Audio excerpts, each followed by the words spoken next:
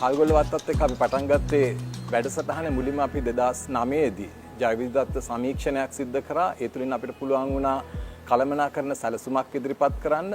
2013 දී අපි නැවත වතාවක් හල්ගොල්ල වතුයායේ ඉකෝසිස්ටම් සර්විසස් සහ ඉකෝසිස්ටම් ඉන්ටෙග්‍රිටි කියන්නේ පරිසර සාධක දිහා අපි නැවත වතාවක් බලන්න යොමු වුණා. නැවතත් 2022 වසරේදී අපිට පුළුවන් වුණා කටයුතු කරන්න මෙම වතුයායත් සමග. එහිදී අපිට පුළුවන් වුණා පාරිසරික සංචාරක අරමුණුත් එක් කරගෙන මේ ජෛව විවිධත්වය සුරක්ෂා කිරීම සඳහා මොන වගේ පිවිසීම් වලට එන්න පුළුවන් වෙයිද කියලා.